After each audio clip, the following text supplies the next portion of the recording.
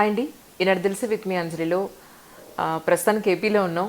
So agricultural కమిషనర్గా అరుణ్ కుమార్ గారు is with me right now IAS. అయితే ఇది కొంచెం అగ్రికల్చరల్ డిపార్ట్మెంట్కి సంబంధించి ప్రస్తుతం వస్తున్న రిఫార్మ్స్ అన్నీ నేను సార్ ద్వారా మీకు తెలియపరచాలనే ఉద్దేశం ఒకటి.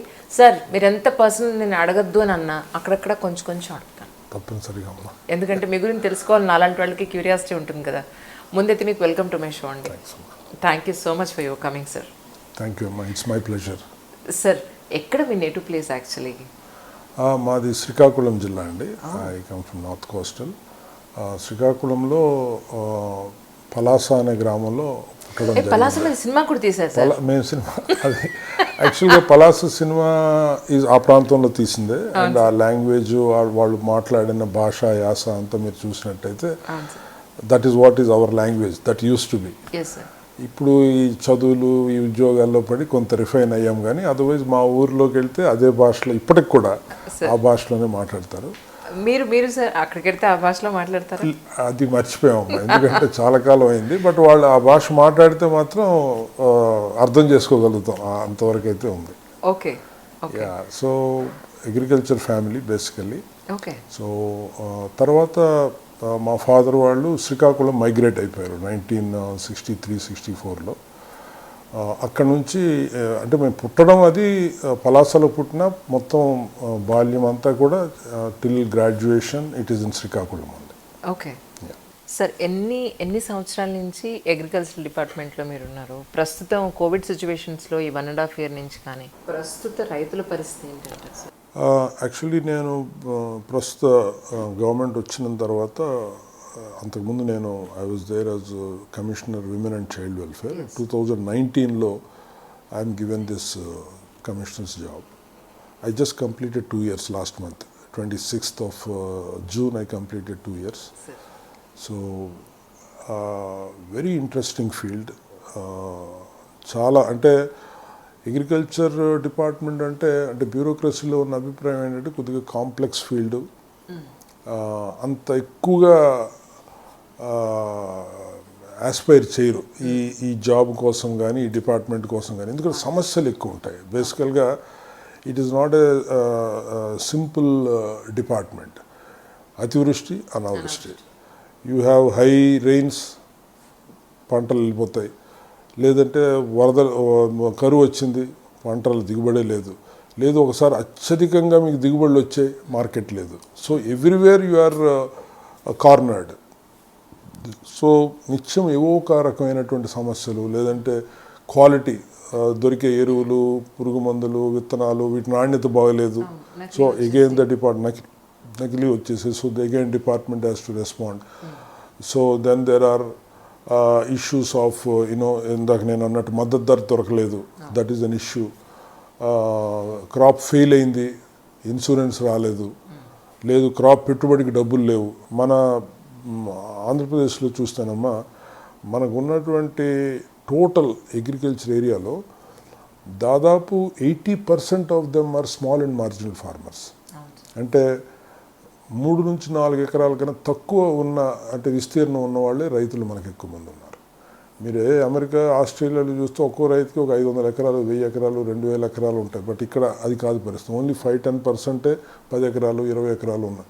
సో ఎక్కువ మందికి పేదరికం, పెట్టుబడి పెట్టడానికి డబ్బులు ఎత్తుక్కోవాల్సినటువంటి పరిస్థితి. అలాంటి పరిస్థితి ఉన్న అగ్రికల్చర్కి మనము సపోర్టు, సర్వీసు చేయాలంటే it's a very very challenging area. But then ఇక్కడ మనం ఇంకోటి కూడా, ది బ్రైటర్ సైడ్ ఏంటంటే, ఆంధ్రప్రదేశ్ ఒకసారి విభజన అయిన తర్వాత చూస్తే మీరు, మన ఇండస్ట్రీస్ అన్నీ తెలంగాణలో ఉండిపోయాయి. ఈరోజు మనకు ఉపాధి కల్పించే ఫీల్డ్ ఆంధ్రప్రదేశ్కి ఏంటంటే వ్యవసాయ ఆధారిత పరిశ్రమలు తప్ప మరొకటి కాదు. దాదాపు 65% ఆఫ్ ద పాపులేషన్ ప్రత్యక్షంగా కానీ పరోక్షంగా కానీ వ్యవసాయం మీద ఆధారపడ్డారు. So it is a very very important field. So ఆ రకమైన ఫీల్డ్కి కమిషనర్గా వచ్చింది అవకాశం అనుకుంటే మాత్రం definitely it's a upbeat feeling. So మీరు అడిగినటువంటి కోవిడ్ సినారియోలో మనం చూస్తే లాస్ట్ ఫిబ్రవరి, మార్చ్ నుంచి మనకి కోవిడ్, మీరు కూడా న్యూస్ పేపర్స్ చదువుతూ ఉంటారు, కోవిడ్ని తట్టుకొని నిలబడినటువంటి రంగం ఏదైనా ఉందంటే అది వ్యవసాయ రంగం మాత్రం. కంపేర్ టు ఇండస్ట్రీ లేదంటే టూరిజము, హోటల్ ఇండస్ట్రీ అన్నీ కూడా డౌన్. బికాజ్ అసలు అక్కడికి వెళ్ళేవాడే లేడేవాడు. బట్ వ్యవసాయం మాత్రం నిలబడింది. ఎందుకంటే ఎవడు బతకాలన్నా ఫుడ్ కావాలి. ఫుడ్ కావాలంటే కర్షకుడు ఉండాలి, పండించాలి.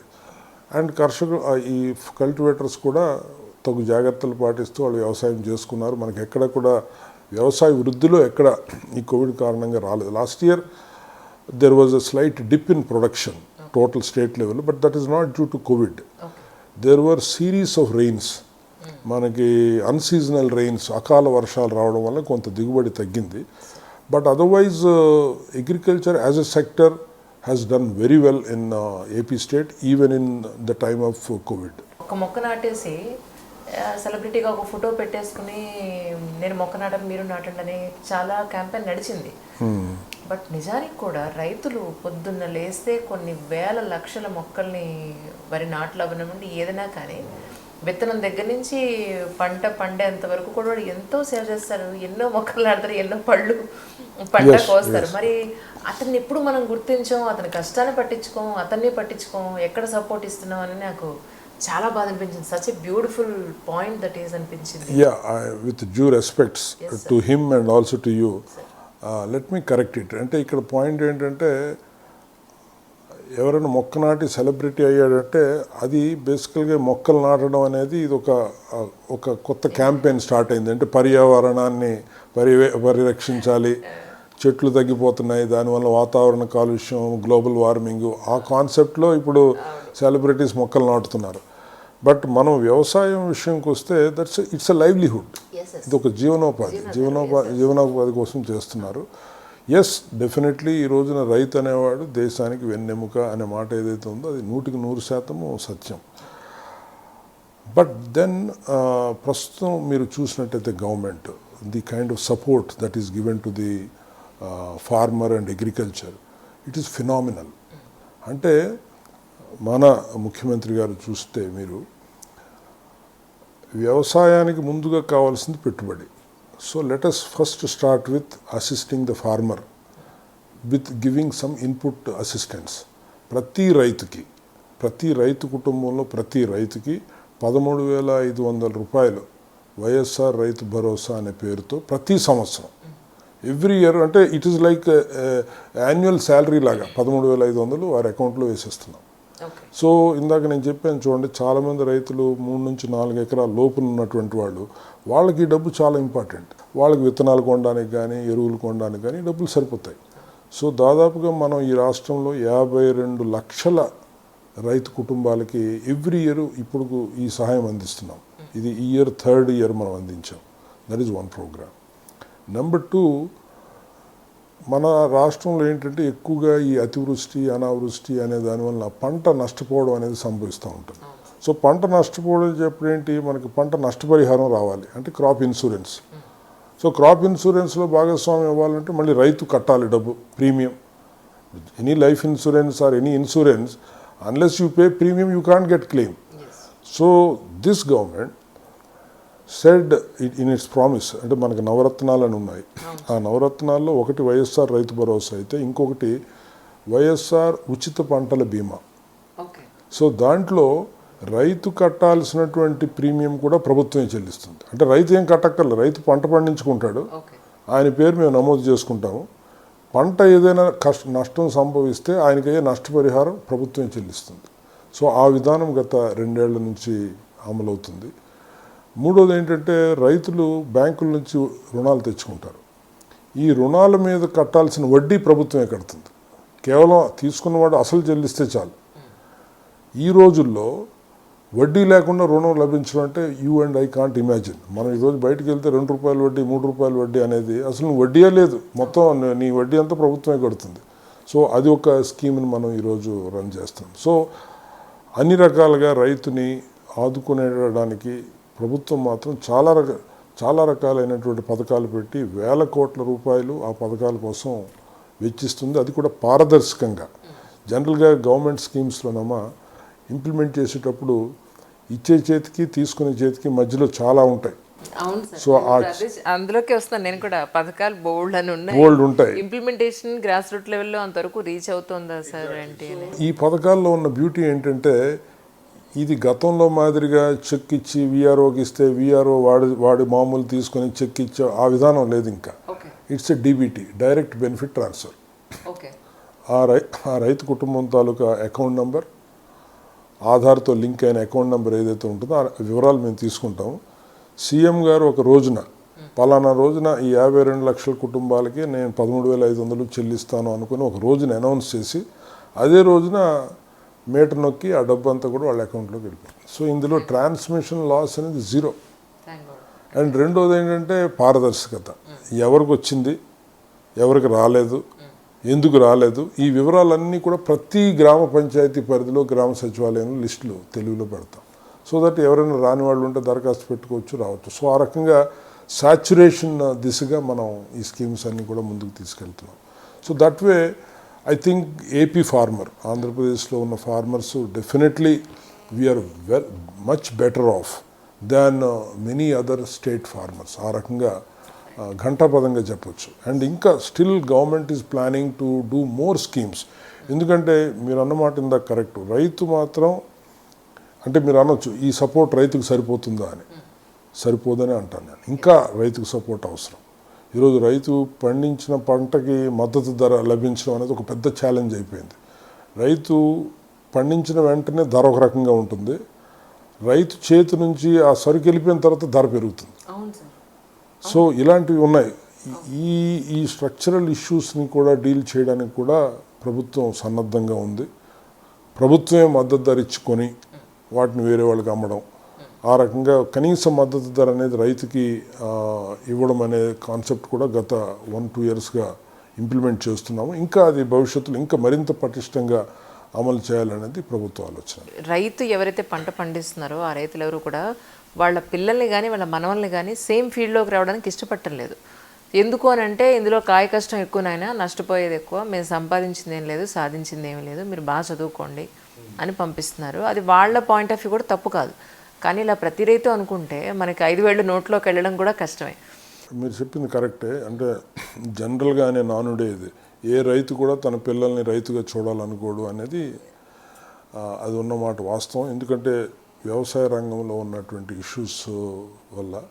అంటే బేసికల్గా మనదంతా ఏంటంటే స్టేటస్ రికగ్నైజ్డ్ సొసైటీ. రైతు అనగానే ఒక చిన్న చూపు, అది స్టేబుల్ ఇన్కమ్ కాదు. ఒక గవర్నమెంట్ జాబ్లో ఒక అటెండర్గా ఉన్నా సరే రెస్పెక్ట్ ఇస్తాం తప్ప రైతు అనేసరికి రైతా అని అంటాము. కానీ ఇప్పుడు పరిస్థితులు మారుతున్నాయనే చెప్పాలి నేను. ఎందుకంటే thanks again to Covid and also the recession across the globe, మనకి ఈ ఐటీ ఇండస్ట్రీలో కానీ వేరియస్ వాటిలో కానీ రెసిషన్ రావడం, జాబ్స్ అక్కడ కూడా స్టేబుల్గా ఉండకపోవడం, అలాగే వాళ్ళు తీసుకున్న జీతాల్లో కోత విధించడం, ఇవన్నీ చూసిన తర్వాత లాట్ ఆఫ్ అంటే ఒక వెల్కమింగ్ ట్రెండ్ మేము ఏం చూస్తున్నామంటే చాలామంది యూత్ మళ్ళీ వెనక్కి వస్తున్నారు. వెనక్కి వాళ్ళ ఫీల్డ్స్ మళ్ళీ they are getting back to their fields. వ్యవసాయం చేయాలనే ఆలోచన కలుగుతుంది. అండ్ రెండోది వాళ్ళు రావడంతో పాటు ఒక కొత్త ఆలోచనలతో వస్తున్నారు. ఇప్పుడు ఒక 40, 50, 60 సంవత్సరాలు ఉన్న వ్యక్తి వ్యవసాయం ఎలా చేస్తాడంటే తన తాత ఏం చెప్పాడో తండ్రి ఏం చెప్పాడో అవే పద్ధతులు పాటిస్తుంటాడు. బట్ ఈ కొత్త generation every one wants to do something new. ఆ పద్ధతులు తీసుకురావడం, దానివల్ల అలాగే మార్కెటింగ్ కూడా లోకల్గా ఎవరికో బ్రోకర్కో దళారీకో షావుకారుకో అమ్మడం ఎందుకు, నేను ఇంక వేరే దగ్గర అమ్ముతాను అనేటటువంటి ఆలోచన చేయడం, వ్యవసాయ యాంత్రీకరణ తీసుకొని రావడం, లేబర్తో ఎందుకు మాన్యువల్గా ఎందుకు చేయాలి, మనం యంత్రాలను ఉపయోగిద్దాం. సో ఈ టైప్ ఆఫ్ ఇన్నోవేటివ్ అప్రోచెస్ కూడా ఈరోజు స్టార్ట్ అవుతున్నాయి. And department also will promote agriculture అనేది ఒక స్టేబుల్ ఫీల్డ్, దీని పట్ల మీరు ఆలోచన చేయాలి, యూత్ అగ్రికల్చర్ వైపు రావాలి అనేటటువంటి క్యాంపెయిన్ కూడా డిపార్ట్మెంట్ టేకప్ చేస్తుంది. వ్యవసాయం పట్ల ముఖ్యంగా మీరు అన్నట్టు యూత్కి ఒక ఇష్టం కలిగేలాగా చేయడం, కొన్ని స్ట్రక్చరల్ చేంజెస్ చేస్తే డెఫినెట్గా వాళ్ళు వస్తారు. ఇప్పుడు మనము ఐటీ ఇండస్ట్రీలో వాటిలో they use a word called startup. Startup అంటే అదొక పెద్ద fashion, I'm having a startup అని. నేను అన్నది ఏంటంటే ఈవెన్ వ్యవసాయం ఒక 5 ఎకరాలతో నువ్వు వ్యవసాయం మొదలుపెట్టి you say it's a startup. I'm growing something, it's a startup. So ఆ రకమైన యాటిట్యూడ్ కానీ మనం ప్రజల్లోకి తీసుకురాగలిగితే డెఫినెట్లీ ఈ రోజున వ్యవసాయం కూడా ఒక మంచి ఆల్టర్నేటివ్ ఆప్షన్ అవుతుంది అనడంలో ఎటువంటి అనుమానం కూడా లేదు. సార్ ప్రజెంట్ గ్రామ సచివాలయాల ఉపయోగం ఏమైనా ఉందంటారా సార్ మీ ఉద్దేశ ప్రకారం? మీరు అబ్జర్వ్ చేయండి అమ్మా. అంటే మీకు ఒక చిన్న ఉదాహరణ చెప్తాను. ఇప్పుడు ఇంతకుముందు ఒకరికి రేషన్ కార్డు రావాలంటే, ration card is a basic thing. మండల ఆఫీస్కి వెళ్ళాలి, తహసీల్దార్ ఆఫీస్లో పెట్టాలి లెటర్. ఆ తహసీల్దార్ గారు ఎప్పుడో ఆర్ఐ గారిని ఎంక్వైరీకి పంపిస్తారు. తర్వాత జరిగే కార్యక్రమాలన్నీ మీకు తెలుసు, నేను చెప్పక్కర్లేదు. It's a long process and still you are not sure whether he gets a card or not. ఈ రోజున సచివాలయ అనే వ్యవస్థ పెట్టడం వల్ల within a day or 2 he is able to register his application and అక్కడి నుంచి ఇంకో 2 రోజుల్లో ఆయనకి రేషన్ కార్డ్ ఎలిజిబుల్ అయితే వచ్చేస్తాం. ఇంటికి తీసుకొచ్చి డెలివరీ చేస్తున్నాం with the help of volunteers. Not only ration card, so many other services. So సచివాలయం అనేది ఏంటంటే you are decentralizing the administration to the village. అంటే ఒక 2000 జనాభాకి ఒక సెక్రటేరియట్, రాష్ట్రానికి ఒక సెక్రటేరియట్ ఉన్నట్టు ఒక గ్రామానికి ఒక సచివాలయం. సో మల్టిపుల్ సర్వీసెస్ ఈ రోజున గ్రామ ప్రజానీకానికి అందుతున్నాయనడంలో ఎటువంటి డెఫినెట్లీ గ్రామ సచివాలయాలు అనేవి చాలా హెల్ప్ఫుల్గా ఉన్నాయి. అండ్ ఇంకా ఇక్కడ నుంచి అవి ఇంకా ఎక్కువ సర్వీస్ చేస్తాయనడంలో కూడా ఎటువంటి డౌట్ లేదు. ఇప్పుడు ఎఫ్ఏక్యూ నామ్స్ అంటే ఏంటి సార్? యాక్చువల్లీ కామన్ మ్యాన్కి అర్థం అయ్యేలాగా చెప్పు. అంటే ఎఫ్ఏక్యూ నామ్స్ అంటేనేమో దానికి English word fair average quality. అంటే ఉదాహరణకి మనము ఏదైనా షాప్లో ఏదైనా కొనడానికి వెళ్ళేటప్పుడు there is a minimum quality అని ఉంటుంది. మనకి ఏముంటాయి, మనకి ఐఎస్ఐ అంటాం, ఐఎస్ఐ స్టాండర్డ్ అంటాం. అంటే it has certain standard. So FAQ అనేది ఇప్పుడు ధాన్యం ఉందనుకోండి, ఎఫ్ఏక్యూలో ధాన్యానికి ఏంటి, దాంట్లో తేమ శాతం 14% కన్నా తక్కువ ఉండాలి. ఇప్పుడు మనం ప్యాడీ హార్వెస్ట్ అయిన వెంటనే ప్యాడీలో 20% తేమ శాతం ఉంటుంది. That is not FAQ. ఆ తేమ శాతం ఉన్నదాన్ని ఎండబెట్టి దాన్ని 14% కానీ అంతకన్నా తక్కువ శాతం తీసుకొస్తే అది ఎఫ్ఏక్యూ. అలాగే ఫారిన్ పార్టికల్స్, ఈ రాళ్ళు ముక్కలు, రాళ్ళు రప్పలు ఇలాంటివి ఉంటే అది ఓన్లీ 1% ఉండాలి. ఒక్కోసారి 2%, 3% ఉంటే అది బియాండ్ ఎఫ్ఏక్యూ. సో ఇది పెట్టడంలో ఉద్దేశం ఏంటంటే ప్రతి వ్యవసాయ ఉత్పత్తికి కూడా ఒక మద్దతు ధర అనేది ప్రభుత్వం డిక్లేర్ చేసింది. ఇప్పుడు ఉదాహరణకి ప్యాడీ 1880 రూపాయలు ఒక క్వింటాల్ అని అనౌన్స్ చేసిందంటే ఎలాంటి ప్యాడీ తీసుకొచ్చితే అలాంటి ప్యాడీకి ఆ రేట్ ఇవ్వరు. అది ఎఫ్ఏక్యూ ప్రకారం ఉంటే then they get that rate. So FAQ అనేది అది ఉద్దేశం. దీని మీద రైతుల్లో చాలా అవగాహన తీసుకురావాల్సినటువంటి అవసరం ఉంది. వాళ్ళు ఏంటంటే ప్యాడీ ఉంది కొనండి అంటారు, బట్ అది మాయిశ్చర్ ఎక్కువ ఉంటుంది, ఫారిన్ పార్టికల్స్ ఎక్కువ ఉంటాయి. నీకు మద్దతు ధర ఎప్పుడు వస్తుందంటే నీకు ఎఫ్ఏక్యూ ఉన్నప్పుడే. సో దీని మీద ప్రజల్లో, రైతుల్లో అవగాహన తీసుకురావాల్సినటువంటి అవసరం ఉంది. ప్రభుత్వం ఎన్ని పథకాలు చేసినా, ఎన్ని ఫెసిలిటీస్ రైతులకు ఇచ్చినా, అదర్ డిపార్ట్మెంట్స్ అయినా కూడా, సో ఇవి ఉన్నాయి, ఇది గవర్నమెంట్ మనకి ఫెసిలిటేషన్ ఇస్తుంది అన్న పాయింట్ చాలామందికి తెలియదు. సో మన దగ్గరున్న గవర్నమెంట్ అందిస్తున్న పథకాలను కానీ ఫెసిలిటీస్ని కానీ ఇవి ఉన్నాయి, ఇవి తెలుసుకోండి అని అలా వాళ్ళకి అవేర్నెస్ కార్యక్రమం ఏమైనా చేసే అవకాశం ఉందా? అంటే ఇక్కడ వ్యవసాయ పరంగా నేను చెప్పగలనమ్మా. ఏంటంటే ఇందాక మీరు సచివాలయం అని మాట్లాడారు. ప్రతి సచివాలయ పరిధిలో, ఇది కూడా మన గౌరవ ముఖ్యమంత్రి గారి మానసపుత్రికగా చెప్పుకోవచ్చు, ప్రతి గ్రామ సచివాలయం పరిధిలో ఒక రైతు భరోసా కేంద్రం అని పెట్టాం. We have 10,700 RBKs, Rythu Bharosa కేంద్రం. పేరు కూడా వారే కాయిన్ చేశారు. అంటే ఆ పేరులోనే ఆ కేంద్రం ఏం చేస్తుంది అనే భరోసా ఉంది ఒక రకంగా చెప్పాలంటే. సో ఆ రైతు భరోసా కేంద్రంలో, ప్రతి రైతు భరోసా కేంద్రంలో ఒక అసిస్టెంట్ ఉంటాడు. ఆ అసిస్టెంట్ వ్యవసాయ కాలేజీలో BSc చదివినటువంటి వ్యక్తి. అంటే ప్రతి విలేజ్లో we have that kind of man power. So ఈ కేంద్రం ద్వారా మీరు అన్నట్టు ప్రభుత్వ పథకాలు ఏంటి, ముఖ్యంగా రైతులకు సంబంధించినటువంటి పథకాలు ఏంటి అనేది ఆ గ్రామ పరిధిలో ఉన్న రైతాంగానికి అందరికీ చెప్పడమే దాని ముఖ్య ఉద్దేశం. ప్లస్ ఆ స్కీములు వాళ్ళకి అందేటట్టు చేయడం. సో ఆ రకంగా ఇంత డీసెంట్రలైజ్డ్ వ్యవస్థ గతంలో ఎప్పుడూ లేదు. ఇవన్నీ కూడా ప్రస్తుత ప్రభుత్వం వచ్చిన తర్వాత వచ్చినటువంటి వ్యవస్థలు.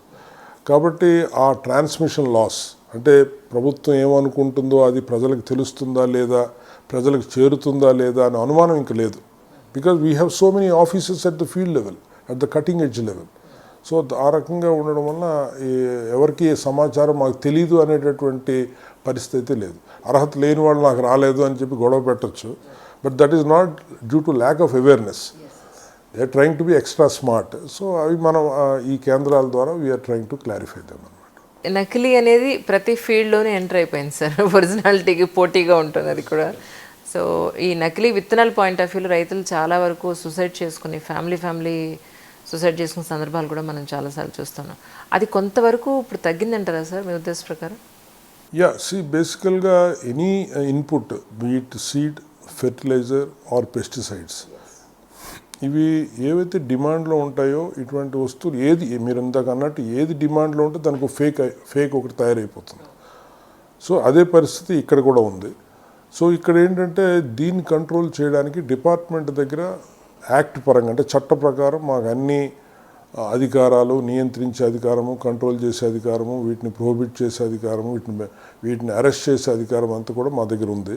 అయినా కూడా ఈ బిజినెస్ పీపుల్ వాళ్ళ పంధాలో గవర్నమెంట్ని హుడ్వింక్ చేస్తూ కళ్ళు గప్పి వాళ్ళ కార్యక్రమాలన్నీ చేస్తుంటారు. అయితే ప్రభుత్వం ఇప్పుడు కొత్తగా ఒక ఆలోచన తీసుకొచ్చింది. రైతు దినోత్సవం జరుపుకుంటున్నాం. మన former chief minister doctor YS Rajasekhara Reddy గారి బర్త్డే. సో ఆయన పుట్టినరోజుని రైతు దినోత్సవంగా గవర్నమెంట్ డిక్లేర్ చేసింది. సో ఆ రోజున ప్రతి నియోజకవర్గ స్థాయిలో ఒక వ్యవసాయ ల్యాబొరేటరీని ఆ రోజు ప్రారంభించబోతున్నాం. అంటే ఈ నకిలీ విత్తనాలు, నకిలీ పురుగు మందులు, నకిలీ ఎరువులకు సంబంధించినటువంటి పరీక్ష అక్కడ జరుగుతుంది. సపోజ్ ఎవరైనా ఫార్మర్ తీసుకొచ్చి తన సీడ్ జెన్యునా కాదా అని ఇస్తే ఇంతకుముందు ఈ వ్యవస్థ లేదు. ఇప్పుడు ఫ్రీగా చెక్ చేస్తారా? ఫ్రీగా చెక్ చేస్తుంది. No money collected from the farmer. So ఈ వ్యవస్థ వల్ల ఏమవుతుందంటే ఫస్ట్ థింగ్ ఫార్మర్కి ఒక భరోసా కలుగుతుంది. రెండు, ఇన్ని ల్యాబొరేటరీస్ ఉండడంతో ఆ దొంగ వ్యాపారం చేసేటటువంటి వాళ్ళు కూడా భయపడతారు. వాళ్ళు ఇంతకు ముందు అంత ఈజీగా they can't get away. So పరిస్థితుల్లో చాలా ఇంప్రూవ్మెంట్ ఉంటుందని చెప్పి మేము భావిస్తున్నాం. సార్, వ్యవసాయ యాంత్రీకరణ అనేది ప్రజెంట్ చాలామంది మాట్లాడుతున్న టాపిక్. కానీ నిజానికి మాన్యువల్ అంటే మనుషులు వచ్చి చేసే ప్లేస్లో యంత్రాలు వచ్చేసేస్తే వీళ్ళకు ఉపాధి పోతుంది కదా అనేది ఒకవైపు. బట్ కానీ యాంత్రీకరణ అనేది డెవలప్మెంట్కి మనకి సూచిక అనేది ఒకవైపు. దీన్ని మీరు ఎలా సమర్థిస్తారు? అంటే ఇక్కడ రెండు విషయాలు. అంటే మీరు ఈ పథకం గురించి వినే ఉంటారు, MGNREGS అని, Mahatma Gandhi national rural employment guarantee scheme, ఉపాధి హామీ పథకం అని గత 15 ఏళ్ళుగా ఆ పథకం ఉంది. సో ఆ పథకం ఏంటంటే గ్రామంలో ఎవరికైనా పని లేకపోతే వాళ్ళు వచ్చి they can claim I want work, I will work, నాకు వేజ్ ఇవ్వండి అని. సో అలాంటి వాళ్ళ కోసం అక్కడ గ్రామంలో వర్క్ క్రియేట్ చేయాలి. ఏదో మట్టి పనో, చెరువు పనో, మరొక పనో. ఇది రావడంతో ఏమైందంటే గ్రామాల్లో చాలామంది ఈ పనుల వైపు మొగ్గు చూపుతున్నారు. ఎందుకంటే ఇందులో ఒక మినిమం వేజ్ అనేది వాళ్ళకి తప్పనిసరిగా దొరుకుతుంది. 150 రూపాయలు, ఇప్పుడు I think it is 170 rupees అంత ఉంది.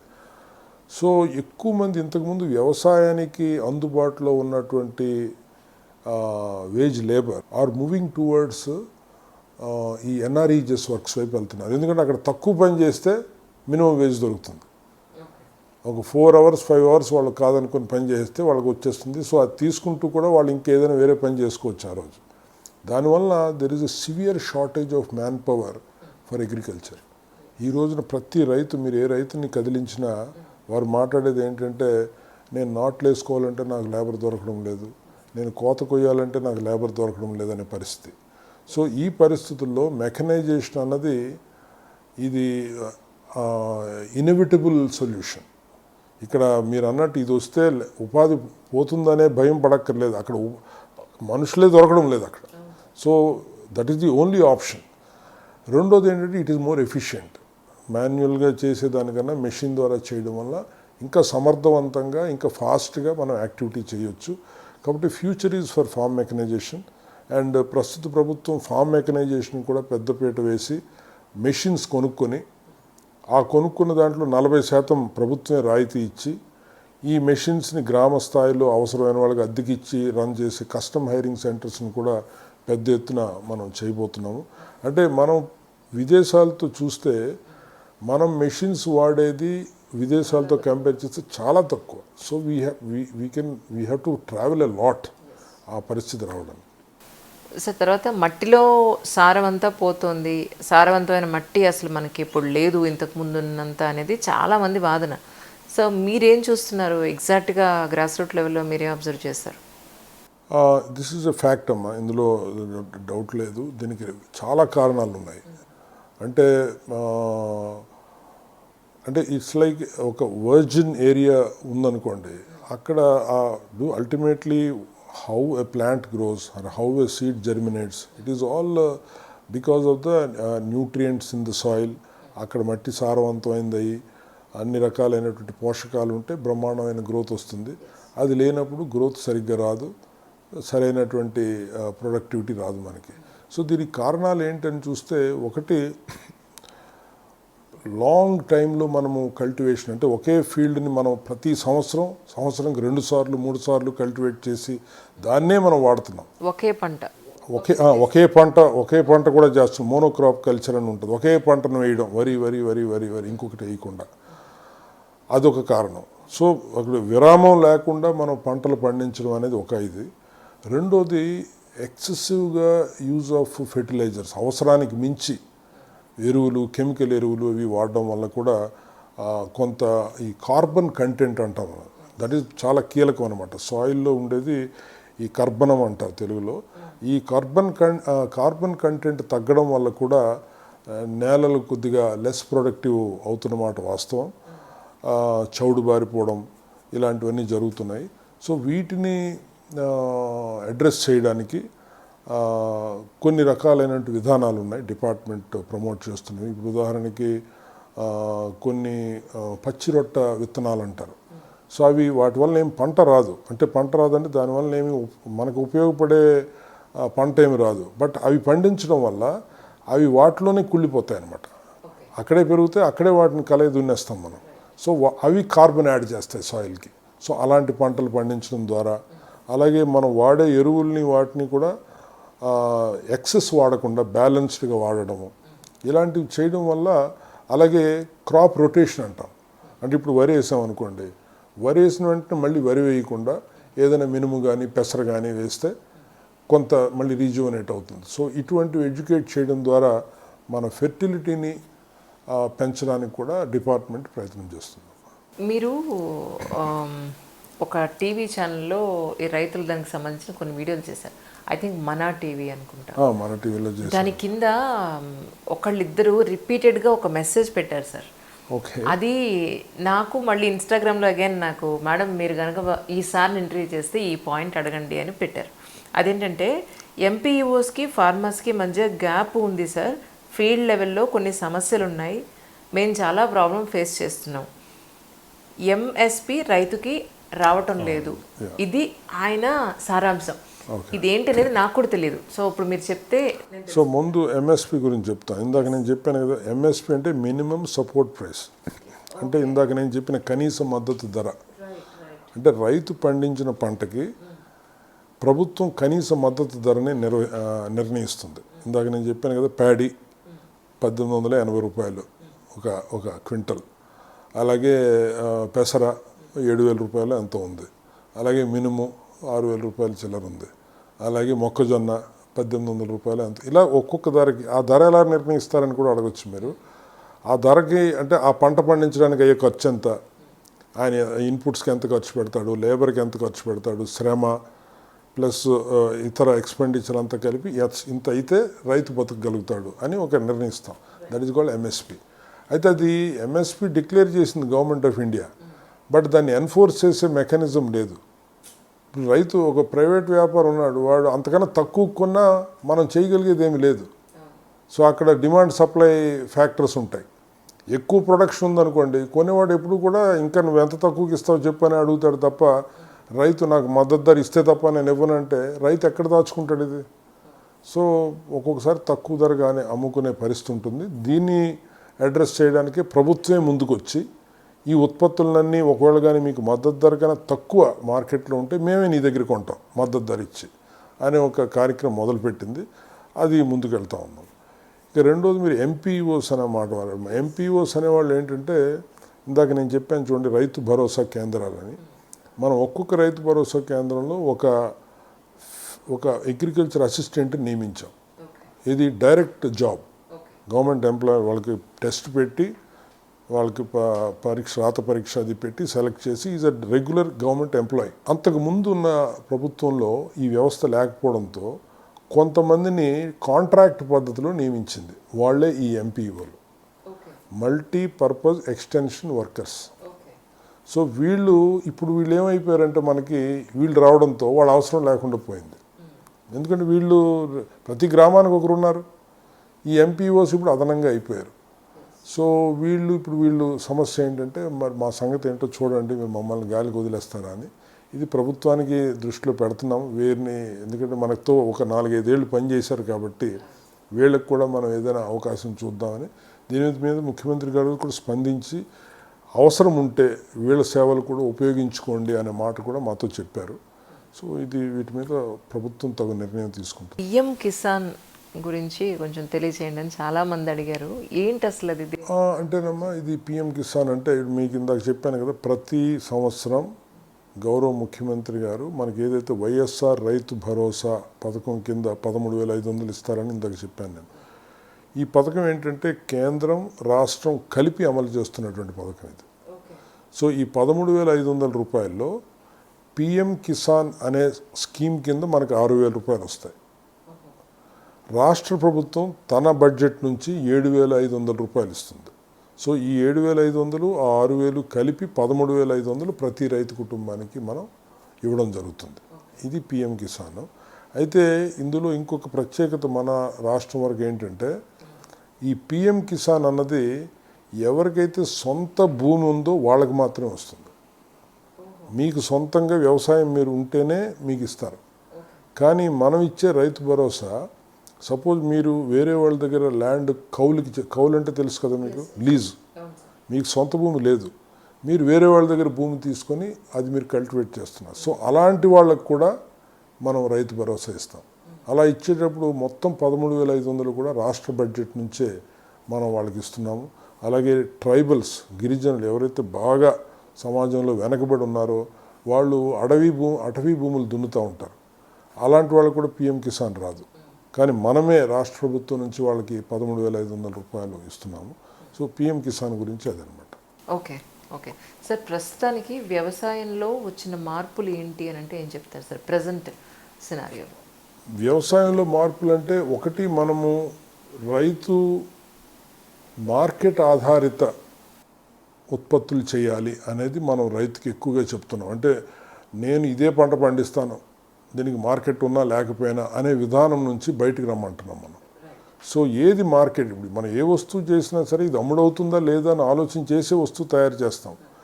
అలాగే నీ వ్యవసాయం కూడా నువ్వు పండించాలనుకున్న క్రాప్ కానీ నువ్వు పండించాలనుకుంటున్న రకం కానీ అది మార్కెట్లో చెల్లుబాటు అవుతుందా లేదా అనే విషయం తెలుసుకొని మీరు ప్రొడక్షన్కి వెళ్ళండి అని చెప్పి అంటున్నాము. సో దానికి తగ్గ ఎక్స్టెన్షన్ అది కూడా మనం ఇస్తున్నాం. సో ఈ విధంగా రైతులు ముందుకు వస్తున్నారు ఇప్పుడు. వాళ్ళకి అర్థమైందా సార్? అంటే మనం పండించే పంటకి మార్కెట్లో డిమాండ్ లేదు, సో ఈ పంట కాదు వేరే పంట పండిద్దాం అన్న విషయం అర్థమైందా? ఆ అర్థం చేయడానికి మేము శతవిధాలా ప్రయత్నిస్తున్నాం. వాళ్ళు ఎప్పటి నుంచో పాపం ఒక మోస పద్ధతిలో ఉండిపోయారు. వాళ్ళు ఒప్పుకుని ఆ మైండ్ సెట్ నుంచి బయటికి రావాలంటే అది మామూలు విషయం కాదు. అండ్ ఇది చిన్న పాపులేషన్ కూడా కాదు. వీళ్ళు 6 మిలియన్స్ ఉన్నారు, 60 లక్షల మంది రైతులతో మనం చేయాల్సిన కార్యక్రమం కాబట్టి ఆ పాత అలవాటు నుంచి బయటికి తీసుకురావడం అనేది పెద్ద ఛాలెంజ్ ఇది.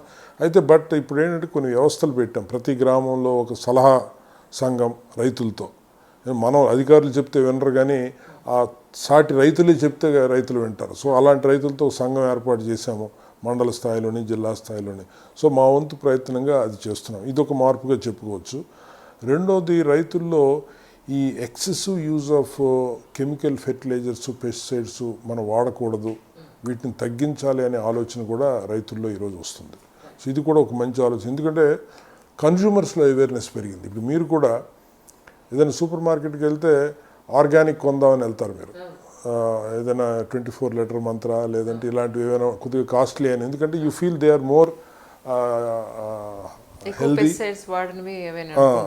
సో ఆ ఆలోచన ఈ కోవిడ్ కారణంగా ఆ స్పృహ ఇంకా ఎక్కువ పెరిగింది.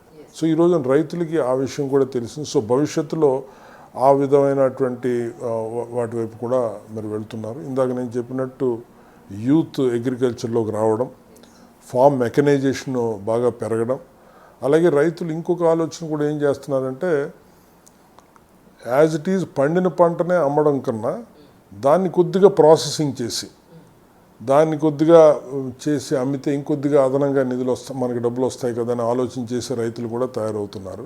So that is a good thing. అంటే సప్లై చైన్లో ఒక లేడర్ ఇంకొద్దిగా ఒక స్టెప్ పైకి వెళ్తున్నారు. సో ఆ ఆలోచనలు కూడా జరుగుతున్నాయి. So good for the agriculture all these developments. ఈ పంట నమోదు అంటే ఏంటి సార్? ఈ పంట నమోదు అంటే ఏంటనమ్మా, మనకి గతంలో గ్రామ రెవెన్యూ అధికారి అని ఉండేవాడు, మీ అందరికీ తెలుసు, విఆర్ఓ అంటాం.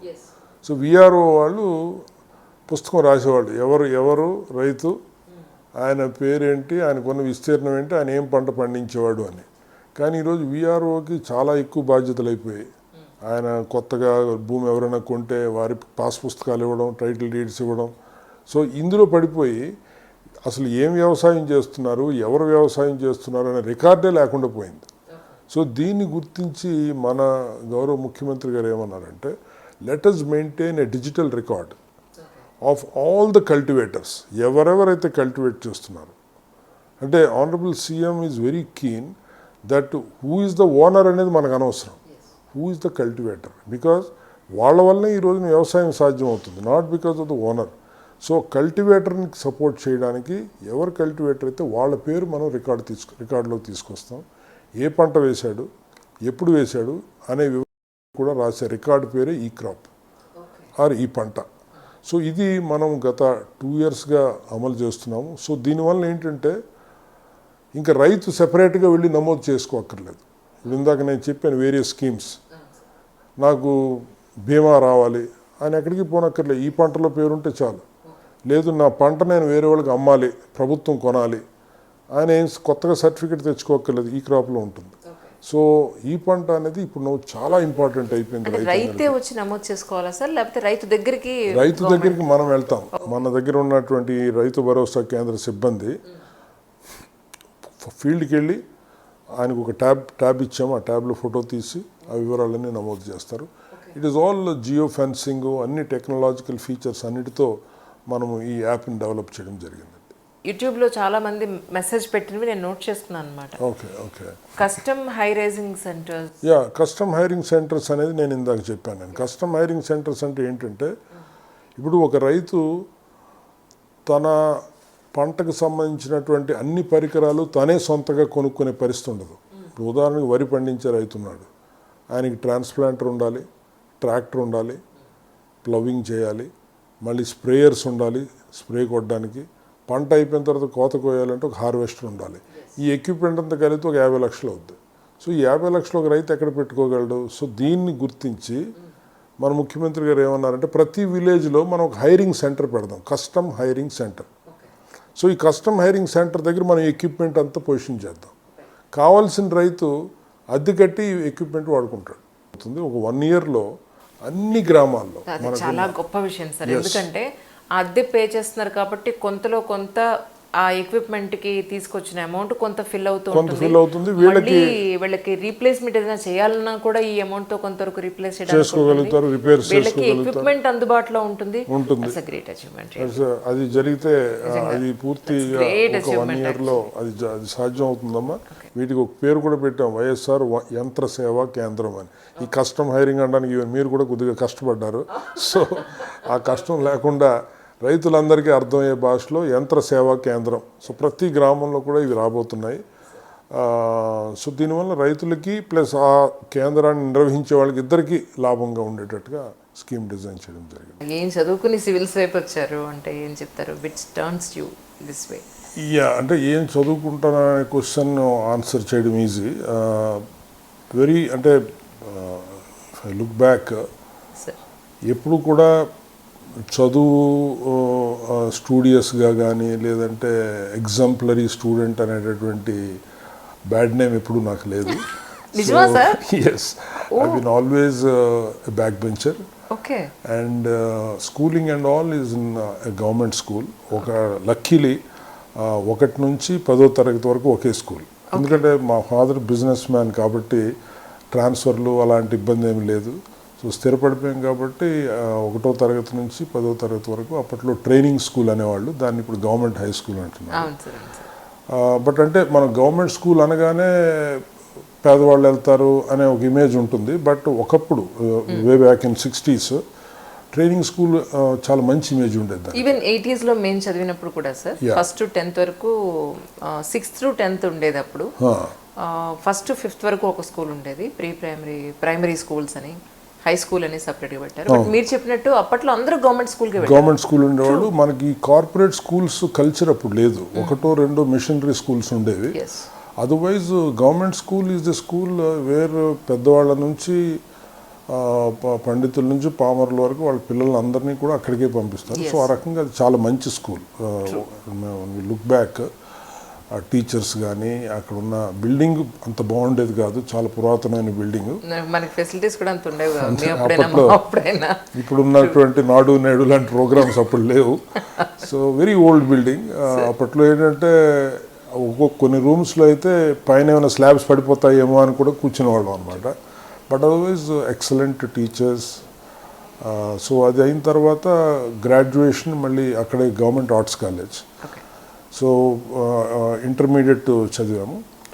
ఇంటర్మీడియట్ చదివినప్పుడు జస్ట్ లైక్ ఎనీ పేరెంట్స్, ఫాదర్కి ఉన్నటువంటి ఆలోచన, మేము ముగ్గురు అన్నదమ్ములు, నేను అందరికన్నా పెద్దవాడిని. సో ఫాదర్కి ఏంటంటే పెద్దోడిని డాక్టర్గా చూడాలి, రెండోడిని ఇంజనీరింగ్గా చూడాలనేది వారి ఆశ. క్వైట్ అయితే ఇంటర్మీడియట్ నేను ఇక్కడ ఇంకా గుర్తుంది నాకు ఆ రోజు. అంటే అప్పట్లో రవి కాలేజ్ అని గుంటూరులో ఉండేది. అక్కడ ఇప్పుడు చైతన్య నారాయణ స్కూల్స్ లాగా ఎంబీబీఎస్కి ఎంట్రన్స్కి ట్రైనింగ్ అంటే కోచింగ్ ఇవ్వడానికి రవి కాలేజ్ అని గుంటూరులో ఉండేది, అరండల్పేటలో ఉండేది, బ్రాడీపేటలో. క్వైట్ ఫేమస్ అప్పట్లో. సో ఫాదరు అక్కడికి పంపించారంటే ముఖ్యంగా మా పేరెంట్స్ ఏంటంటే వాళ్ళు పెద్దగా చదువుకోలేదు. మా ఫాదర్ పియూసీ వరకు చదువుకున్నారు కానీ మదర్ ఈజ్ నాట్ లిటరేట్. పిల్లలు బాగా చదువుకోవాలి వాళ్ళు అనేటటువంటి, అంటే ఆయన బిజినెస్ చేస్తున్నా పిల్లలు బిజినెస్లోకి రాకూడదు, వాళ్ళు చదువుకొని ఇంకా వృద్ధిలోకి రావాలని చదువు కోసం ఎంతైనా ఖర్చు పెట్టే రకం అనమాట. సో అప్పుడు ఈ గుంటూరు అది పంపించారు ఒక 2-3 months కోచింగ్ కోసం. సో ఇంటర్ పరీక్షలు అయిన తర్వాత అక్కడ కోచింగ్కి వెళ్ళాము. సో కోచింగ్ లాస్ట్ వీక్ వచ్చిన తర్వాత ఇంటర్ రిజల్ట్స్లో ఐ ఫెయిల్డ్ ఇన్ ఇంటర్మీడియట్. అయ్యో. సో ఐఏఎస్ ఆఫీసరు ఈ రోజుల్లో ఉండి మీరు ఇంటర్ఫియర్ అంటే నమ్ముతారా sir? I failed in intermediate. So suddenly it was, అంటే తెలుసు బాగా రాయలేదని కానీ ఫెయిల్ అవుతానని ఎప్పుడు అనుకోలేదు. ఏదో అత్యవసర మార్కులతో పాస్ అయిపోతామని అనుకున్నాం, కానీ తీరా చూస్తే ఇంటర్ ఫెయిల్. సో అక్కడ ఇంకా మొహం చెల్లక, ఎందుకంటే ఇంక ఇంటర్ ఫెయిల్ అయిన తర్వాత అక్కడ నాకేం పని లేదు ఇంకా. So I travelled back.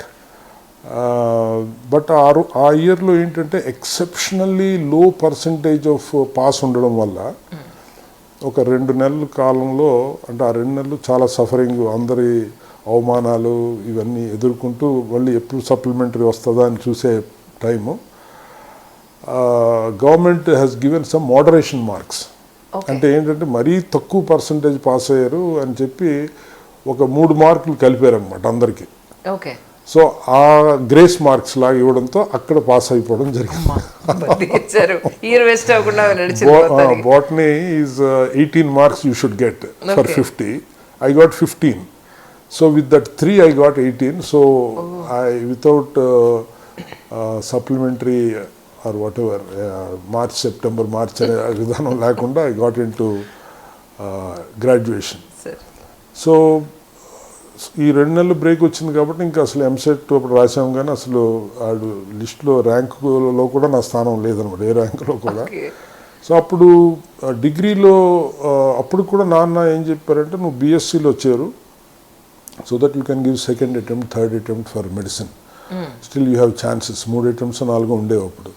So బీఎస్సీలో చేరదామంటే ఈ మార్కులు సరిపోలేదు. అప్పట్లో మెరిట్ బేస్డ్ అడ్మిషన్స్ ఉండేవి. So lot of people use to prefer sciences. So అది దొరకని నేపథ్యంలో I joined in BCom. So I joined in bachelor of commerce. And ఆ తర్వాత కూడా ఒకసారి రాసినట్టున్నాను మెడిసిన్. బీకామ్ పూర్తయిన తర్వాత I did my MBA, management of business administration. I did at Annamalai university in Tamil Nadu. Again ఇక్కడ యూనివర్సిటీలో సీట్ దొరక్క ఎంబీఏ అంటే అప్పట్లో అంటే ఒక స్పష్టత అనేది ఉండేది కాదు. ఏం కావాలి మనం, ఏం కావాలంటే ఏం చదవాలి అనేటటువంటి ఆలోచన. ఎందుకంటే కంఫర్టబుల్ పేరెంట్స్, ఫ్యామిలీ, మనకి సర్వైవల్ లేదంటే లైవ్లీహుడ్ ఉంటుందా లేదా, మనం రేపొద్దున భవిష్యత్తు ఏంటి అనే ఆలోచన ఎప్పుడు ఉండేది కాదు. ఏదైనా ఫ్యామిలీ చూసుకునేవాళ్ళు కాబట్టి ఎక్స్పెరిమెంట్స్ విత్ లైఫ్ అనమాట. So that is when I got into MBA, because MBA name sounds good, Masters in Business Administration, instead of say some Masters in Commerce or something. అందులో చేరడం జరిగింది. So it all went well. అంటే ఆ university అంత stature ఉన్న university కాదు, అంటే not to say but not like an IIM or some XLR ఆ టైప్ ఆఫ్ నేమ్ ఉన్నటువంటి యూనివర్సిటీ కాదు. It's not an Ivy League kind of a college. So అది అయిన తర్వాత I got back and at the age of 23, even before that నాకు engagement అయింది. I mean ఇది జరుగుతున్నటువంటి టర్నింగ్స్లో ఇంట్లో వాళ్ళు ఏంటంటే ముందుగానే ఒక అమ్మాయిని వాళ్ళు అనుకొని మ్యారేజ్ అంటే when she was 17 and when I was 21, I think, not 21, when I was 19 we got engaged. అంటే ఎంగేజ్డ్ అంటే ఈ ఉంగరాలు తొడగడం అలాంటిది కాదు. మా ఏరియాలో బొట్టు పెట్టడం అంటారు. మా వాళ్ళ ఇంటికి వెళ్ళి అమ్మాయికి బొట్టు పెడితే ఎంగేజ్మెంట్ అయిపోయినట్టే. సో క్వైట్ ఎంగేజ్లోనే ఆ ఫ్యామిలీ మా ఫ్యామిలీ కలిసి ఈ ఎంగేజ్మెంట్ అనేది కన్ఫర్మ్ అయిపోయింది. So my life is more or less fixed with a girl at the age of 19-18. కానీ సార్ ఈ రోజుల్లో అయితే అబ్బాయిది ఇంకా చదువు కంప్లీట్ కాలేదు, ఒక ప్రొఫెషన్ లేదు, వెనకతల వాళ్ళ ఆస్తులు చూసో లేకపోతే వాళ్ళ ఫ్యామిలీని చూసి ఎలా ఇచ్చేస్తాం, ప్రాపర్ ఇన్కమ్ లేకుండా అని ఇన్ని అనుకుంటారు కదా. మరి మీ ఎప్పుడు ఎలా జరిగింది సార్ అది? వెల్ బేసికల్గా ఏంటంటే నేను ఇంట్లో పెద్దవాడిని అవ్వడం, ప్లస్ అవతల ఆ అమ్మాయి ఒక్కరే వాళ్ళ ఇంట్లో daughter, she's the only daughter. వాళ్ళ ఫాదర్ డాక్టర్, వాళ్ళు కూడా చాలా పెద్ద ఫ్యామిలీ వాళ్ళది. వాళ్ళ మదర్ వాళ్ళ father was a 4-time MLA and a minister. So వాళ్ళు కూడా ఒకే పాప కాబట్టి త్వరగా పెళ్లి చేసేయాలనేటటువంటి ఆలోచన వాళ్ళది. మా ఇంట్లో నేను పెద్దవాడిని కాబట్టి త్వరగా వీడికి కూడా చేసేద్దాము, చేస్తేకైనా స్థిరపడతాడేమో అనే ఆలోచన ఆందోళన, కానీ మొత్తానికి చేశారు. So at the age of 24 I got married.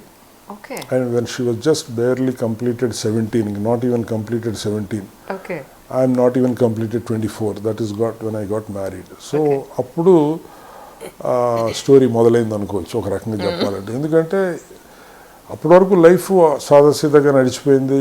అక్కడ శ్రీకాకుళంలో ఫ్రెండ్స్ తిరగడం, లేదంటే చెన్నైలో ఫ్రెండ్స్, ఏదో MBA డిగ్రీ ఉంది. కానీ అప్పుడు ఏంటంటే ఇంకా నాన్న మరి నువ్వు ఇంకా since you have not pursued any job or anything, come and join the business. That's fair enough, because there is nothing else, no option is left. ఇంకా మీకు ఒక అవకాశం ఉంది అక్కడ. అది జనరల్గా అయితే మిగతా ఫ్యామిలీస్లో అయితే అవకాశం దొరికే ఆపర్చునిటీ చాలా కష్టం. ఎగ్జాక్ట్లీ. సో ఆ టైంలో అంటే మా ఫాదర్ బిజినెస్ ఏంటంటే he ones some petrol bunks in శ్రీకాకుళంలో, ఒక 2 పెట్రోల్ బంక్స్. అలాగే కొన్ని ట్రాన్స్పోర్ట్ బస్సెస్ ఉన్నాయి మాకు. అంటే మా శ్రీకాకుళం నుంచి అక్కడ దగ్గరలో ఒరిస్సా బోర్డర్కి ఉండే కొన్ని విలేజెస్ వెళ్ళే బస్సెస్. సో నేను ఈ చదివి యూనివర్సిటీ చదివి ఫ్రెండ్స్ వీళ్ళందరితో తిరగడంతో ఆ బిజినెస్లో నేను ఊహించుకోలేకపోయాను. వెళ్ళి బంక్ దగ్గర కూర్చొని పెట్రోల్ కొట్టడం, లేదంటే ఆ బస్సులకి వెళ్ళి ఎంతమంది ప్యాసింజర్స్ ఎక్కారు, ఇలాంటి ఈ రోల్ ఎందుకో I could not properly visualize. So ఆ పరిస్థితుల్లో మా నైబర్స్ ఒక డాక్టర్ ఉండేవాళ్ళు, డాక్టర్ సివి రాజారెడ్డి గారు అని చెప్పి, వాళ్ళ అబ్బాయి ఒక ఆయన, హీజ్ ఎ క్రికెటర్, ఎప్పుడు ఎక్కువ క్రికెట్ ఆడుతుండేవాడు ఆయన. And he did his MSc at Andhra University, and suddenly one day it became a talk of the town that he became IPS. So first inspiration మాకు అక్కడికి కలిగిందంటే యూ నీడ్ నాట్ బి పుట్టినప్పటి నుంచి చదువు పురుగు bookworm అయి ఉండక్కర్లేదు. To get into civils or to get into some competitive exams అనేది వారి నుంచి ఒక ఒక ఒక లైట్ ఇన్స్పిరేషన్ అక్కడి నుంచి వచ్చింది. దెన్ ఒకసారి వైజాగ్లో ఫ్రెండ్స్తో పిచ్చపాటిగా మాట్లాడుతున్నప్పుడు ఇలాగే నేను ఎవరో ఈ ఐఏఎస్ సక్సెస్ స్టోరీ ఎవరో చెప్తున్నప్పుడు I was evincing interest to hear what is that, ఎలా అయ్యాడు ఏంటి అని. సో అప్పుడు కొంతమంది ఫ్రెండ్స్ ఏమన్నారంటే ఊరే మనకు అనవసరం అవి, ఎందుకంటే మనం వెళ్ళే దారి కాదు అది, why you want to know అనేసరికి అది గోల్డెన్ స్పూన్ తో పుట్టారు, మీకు ఏం అవసరం అసలు ఇవన్నీ అంటే కష్టం. వాళ్ళు ఆ ఉద్దేశంతో అన్నట్టు నాకు అనిపించలేదు. మీరు అంటున్నారు, వాళ్ళు ఏ ఉద్దేశంతో అన్నారంటే you are not made for that, okay you are not that stuff, right. అది వేరే వాళ్ళు వేరే లెవెల్లో వాళ్ళు ఊహించాల్సింది, కానీ నీకు ఆ స్థాయి ఆ కెపాసిటీ లేదు అనేసరికి అది ఎక్కడో తగిలింది. అది జనరల్గా ఏంటంటే మనకి మీరు అబ్జర్వ్ చేసే ఉంటారు కొన్ని లైఫ్లో ఇంపార్టెంట్ టర్న్స్, మీ ఈగో కొద్దిగా హర్ట్ అయినా లేదంటే మీకు ఎవరైనా కొద్దిగా సెన్సిటివ్ పార్ట్ని టచ్ చేసినా యు గెట్ రియల్లీ రియాక్ట్ అవుతారు మీరు. So that was when I thought why not me, why should not I prepare అండి. సో ఇంట్లో when they mooted this proposal for marriage and about the business, so నేను వారికి చెప్పింది ఏంటంటే తప్పనిసరిగా మీరు అన్నట్టు పెళ్లి చేసుకుంటాను, ఎందుకంటే since you are forcing me, and but if you give me an opportunity for 2 years I will go to Delhi after marriage and I will pursue this civil services, and ఒకవేళ నాకు రాకపోతే నేను వెనక్కి వచ్చి మీరు అన్న బిజినెస్ నేను చేస్తాను. సో ఆ ఒప్పందం మీద అయితే నేను I will agree for the marriage అని మా నాన్నకి అమ్మకి చెప్పడం జరిగింది. వాళ్ళు I should really thank my father, he said fine, absolutely no problem. And ఎందుకంటే ఈ 2 years పాటు మళ్ళీ నన్ను ఆయన పోషించాలి. ఇప్పుడు ఢిల్లీ అంటే అప్పట్లోనే నెలకు 1500 అంత పెట్టేవాళ్ళు. That time it was not 89, 90, it was very high amount. So he said fine. So I went to Delhi in the year 90. సో అక్కడ రావుస్ స్టడీ సర్కిల్ అని it's famous IAS study circle, అందులో జాయిన్ అయ్యి twice I went to up to interview 91 and 92 I went. అంటే why I'm telling అంటే directly IAS select అయిన వాళ్ళకి it may not అంత ఇదిగా అనిపించకపోవచ్చు, కానీ ఇందాక నేను చెప్పిన బ్యాక్గ్రౌండ్, ఒక గవర్నమెంట్ స్కూల్లో చదువుకొని ఒక గవర్నమెంట్ కాలేజీలో చదువుకొని ఒక ఎయిమ్ లేక ఒక గైడెన్స్ లేక లైఫ్ ఎలాగంటే అలా తిరిగేవాడు ఒక 1 year 2 years పాటు పట్టుదలగా కూర్చుని లెట్ us క్రాక్ దిస్ అనుకుని కూర్చుంటే you can be in the 1800 names out of 2 lakh people. 2 లక్షల మంది ప్రిలిమినరీ ఎగ్జామ్ రాస్తారు, అందులో ఒక 10,000 మంది మెయిన్స్ ఎగ్జామ్ రాస్తారు, అందులో ఇంటర్వ్యూకి సెలెక్ట్ అయ్యేవాళ్ళు 1800 మంది మాత్రం ఇన్ ద కంట్రీ. ఆ 1800 మందిలో నేను ఉన్నాను అనేసరికి I felt so good. It has really given me that kind of a confidence. So but ఆ ఇంటర్వ్యూకి వచ్చేసరికి ఎక్కడో కాంబినేషన్లో మెయిన్స్లో మార్క్ సరిపోకను, లేదంటే ఇంటర్వ్యూలో మార్కులు తగ్గు, I could not crack it that IAS at that point of time. 2 times కూడా. That was the same time AP state has called for this Group 1 services. So Group 1 services exam కూడా అదే ఇయర్లో 92లో రాయడం జరిగింది. I got SDM, that is sub divisional magistrate post.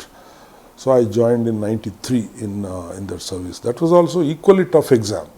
It is equivalent to that, and in on promotion I became into IAS in the year 2004. Okay. So that is my journey up to IAS. Okay. That's really nice, sir. Yeah. సరే, ఒక మీకు అభ్యంతరం లేదంటే family గురించి మాట్లాడదాం, లేదంటే next. Yeah, we can talk about absolutely no problem. And wife పేరు Sridevi, she has done her BCom నాతో పాటే. అంటే తను అక్కడ గవర్నమెంట్ గర్ల్స్ హై స్కూల్లో చదువుకుంది, తర్వాత గవర్నమెంట్ కాలేజీలో చదువుకుంది. Very grounded kind of a person. మీరు ఇందాక అన్నట్టు ఆమె పెళ్లి చేసుకునేటప్పటికి నేనేమీ కాదు. I'm not even an employee.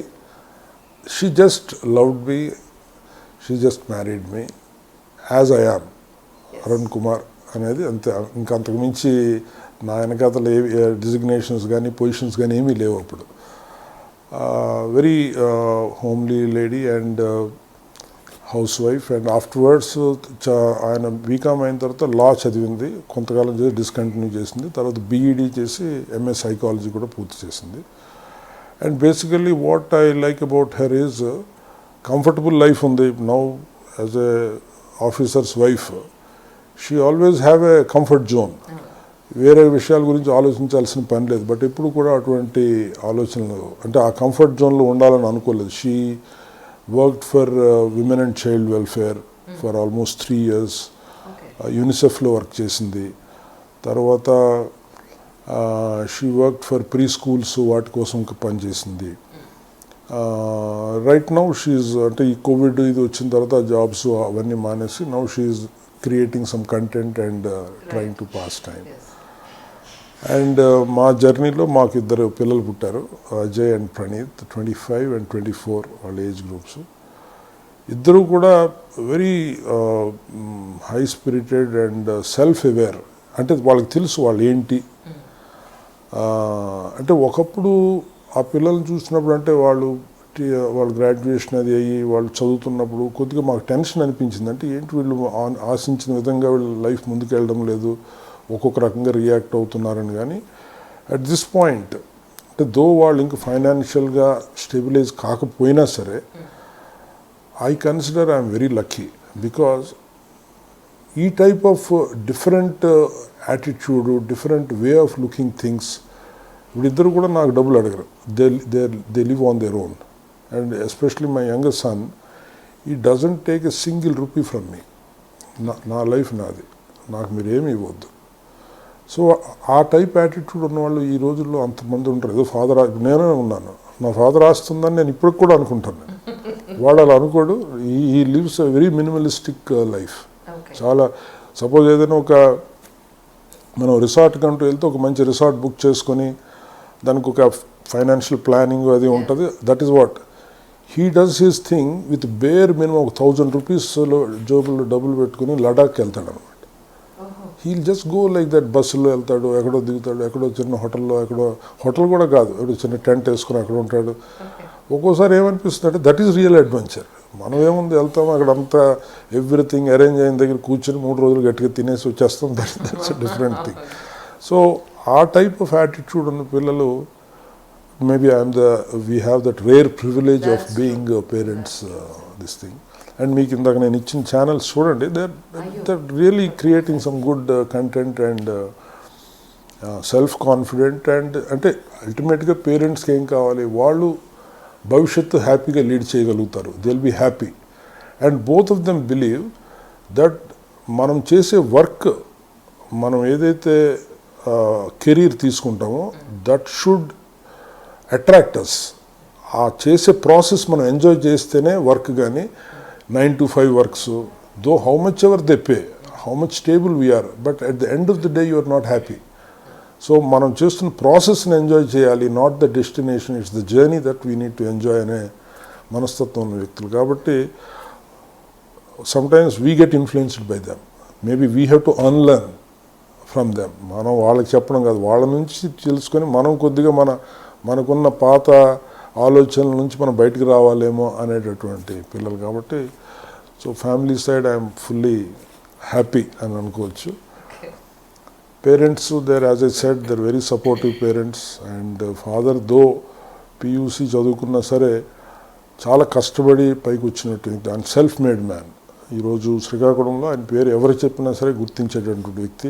And he's the person who started real estate business in Srikakulam. చాలా తక్కువ ధరకి, అంటే 93-94లో ఆయన మొదలుపెట్టినప్పుడు 20,000 రూపాయలకి ఒక ఇళ్ల స్థలం, 300 square yards ఇళ్ల స్థలం, అది ఈ రోజున కొన్ని లక్షలు అయిపోయింది. అది అలాగే కొన్ని 100 మందికి ఆయన లేఅవుట్స్ చేశారు. అండ్ ఆయన మొదలెట్టిన తర్వాత చాలా మందికి ఆయన మార్గదర్శకులు అయ్యారు.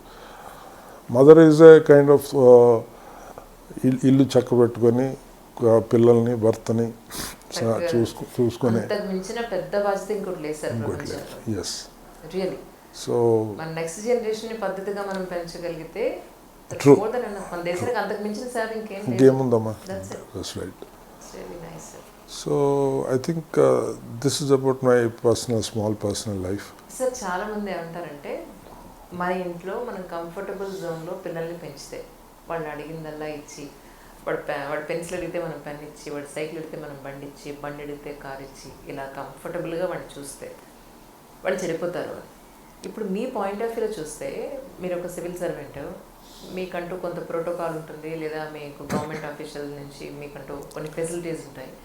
ఇంత ఉన్నా కూడా వాళ్ళు ఇంత సింపుల్సిటీని మెయింటైన్ చేస్తూ వెళ్తున్నారంటే నాకు చాలా ఆశ్చర్యం అనిపించింది. వాళ్ళు ఎంత So, అంటేనమ్మా, అది తప్పే అంటారా ఇప్పుడు? వాళ్ళు అలా ఆలోచించే వాళ్ళ విధానం తప్పే అంటారా ఇప్పుడు? అంతే కదమ్మా. బేసికల్గా అంటే నేను ఒక్కొక్కసారి అంటే ఇందాక అన్నాను చూడండి, చాలా అన్లర్న్ చేసుకోవాలని. మా రెండోవాడు ప్రణీత్ మా దగ్గర పనిచేసే అటెండర్స్ని హీ కాల్ దెమ్ అన్న. ఓ వాళ్ళు మనల్ని సార్ సార్ అంటారు, బట్ వాడు వెళ్ళి అన్న అంటాడు, వాళ్ళతో కలిసి కూర్చుంటాడు, వాళ్ళతో కలిసి ట్రావెల్ చేస్తాడు. అంటే he doesn't like we treat them as our subordinates or our servants. యాక్చువల్గా ఈ విషయాన్ని కూడా మేము వాళ్ళ నుంచి తెలుసుకున్నాం, పిల్లల నుంచి. వాళ్ళు టోటలీ డిఫరెంట్, ఆ రకమైనటువంటి హ్యాంగ్ ఓవర్స్ ఏమీ లేవు వాళ్ళకి. మేము ఒక బ్యూరోక్రాట్ సన్, లేదా మాకు మంది మార్పులో ఉంటారు అనేటటువంటి ఆలోచనలు కానీ ఎటువంటివి లేవు. సో ఆ రకంగా చూస్తే very simple kind of people. Plus వాళ్ళు అంత ఎక్కువ వాళ్ళని ప్యాంపర్ కూడా చేసింది కూడా లేదు. అజయ్ వరకు ఎస్, వాడు కొద్దిగా లైఫ్తో ఎక్స్పెరిమెంటేషన్ చేసినప్పుడు ఇంజనీరింగ్ చదివాడు. మధ్యలో వచ్చేసి నేను ఇంజనీరింగ్ కాదు, I will join in Annapurna institute of film and TV అని చెప్పి అక్కడ చేరాడు. ఇక్కడ ఏం సరిగ్గా చెప్పడం లేదని మళ్ళీ ఇంజనీరింగ్ వెళ్ళి ఇంజనీరింగ్ కంప్లీట్. సో ఈ సడన్ ట్విస్ట్ అండ్ టర్న్స్తో కొద్దిగా my pocket got little burnt. But then రెండో వాడితో ఆ ప్రాబ్లం రాలేదు. వాట్ ఎవర్ ముందు అనుకున్న విధంగానే అన్నీ చేసుకొచ్చాడు. ఓకే. వాళ్ళు ఓన్గానే సీట్లు తెచ్చుకున్నారు కాబట్టి పెద్దగా ఇష్యూ, ఖర్చు ఏమి అయిన పని కాదు. కానీ సార్ పిల్లలకి ఒక వే మనం చూపించినప్పుడు వాళ్ళకి ఒక చోట సీట్ వచ్చి ఒకటి చదువుకుని, నేను ఇది నాకు నచ్చలేదను, నాకు ఇది ప్రాపర్ వే కాదను, మళ్ళీ ఆ పాత్ని మార్చుకొని ఇలా షిఫ్ట్ అయ్యేటప్పుడు జనరల్గా యాజ్ ఎ పేరెంట్ చాలా టెన్షన్ పడతాం. సెటిల్ అవుతాడు, ఏంటి ఇందులో ఇలా అంటున్నాడు, అందులో అలా అంటున్నాడు. ఇలా ఉండే పిల్లలు ప్రెసెంట్ లో చాలా మంది ఉన్నారు. ఒక దాంట్లోకి వెళ్ళి ఒక 2 ఏళ్ళు 1 year చదివి, no this is not my way, I don't like these kind of things, నాది మెయిన్ స్ట్రీమ్ అదే, అసలు అందులో ఉన్నాను, ఇది అనవసరంగా వచ్చాను.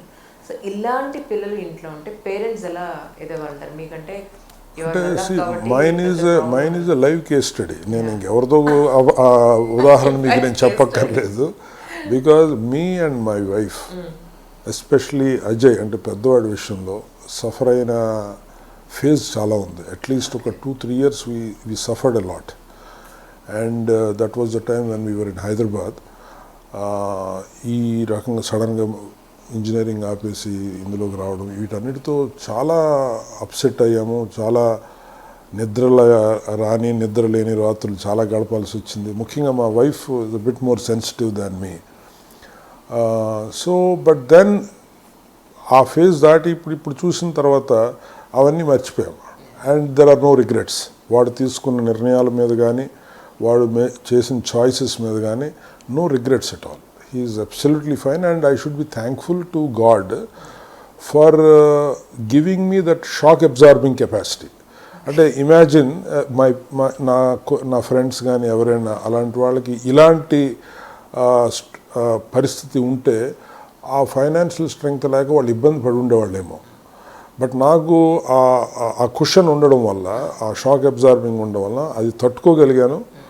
పెద్దగా నేను ఫైనాన్షియల్గా క్రంబుల్ అయిపోయింది ఏమి లేదు.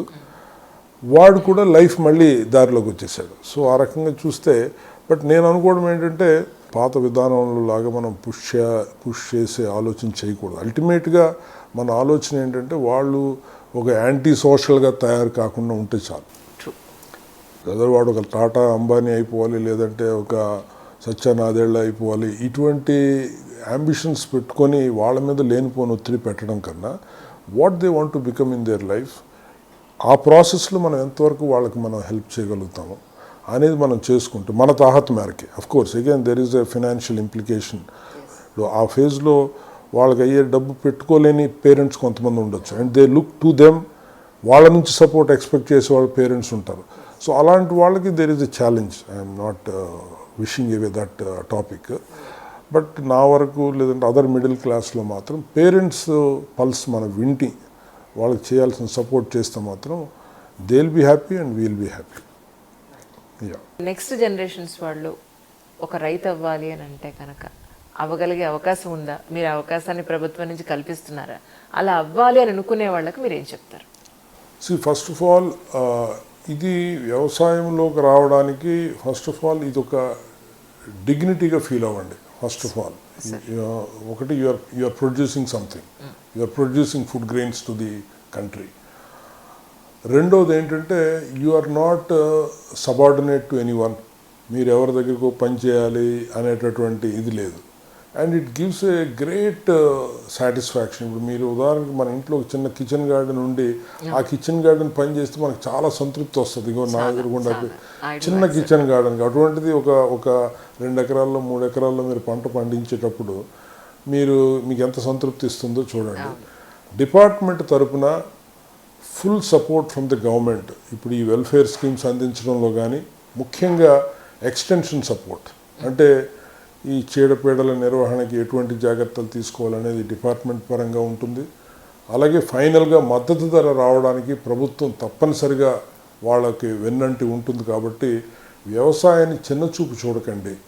మీరు పరిశీలిస్తున్నటువంటి 2-3 ప్రత్యామ్నాయాల్లో వ్యవసాయం కూడా ఒకటి పెట్టుకొని దెన్ ఈచ్ దాన్ని మీరు అనాలిసిస్ చేయండి, కంపారిటివ్ అనాలిసిస్ చేయండి. నేను అనుకోవడం ఏంటంటే డెఫినెట్గా వ్యవసాయం అనేది ఒక బెస్ట్ ఆప్షన్ అవుతుంది.